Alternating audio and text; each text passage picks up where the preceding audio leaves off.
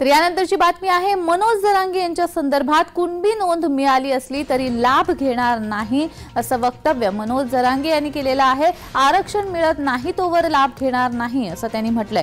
तहसील कार्यालयामध्ये वडील स्वतः गेले की कुणी घेऊन गेलं, नोंद सापडल्यानंतर मनोज जरांगे यांनी ही प्रतिक्रिया दिलेली आहे। मनोज जरांगे यांची देखील कुणबी नोंद सापडलेली आहे।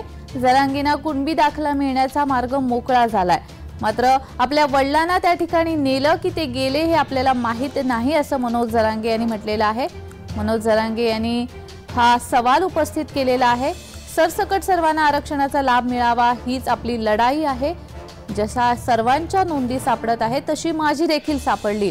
कुणबी नोंद सापडल्यानंतर मनोज जरांगे यांनी पहिली प्रतिक्रिया दिली आहे।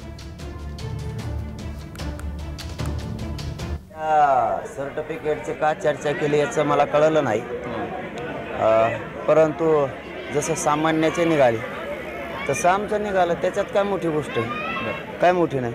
परंतु जोपर्यंत मराठा समाजाला न्याय आरक्षण मिळत नाही तोपर्यंत मी त्याचा लाभ घेणार नाही, मी ते स्वीकारणार सुद्धा नाही।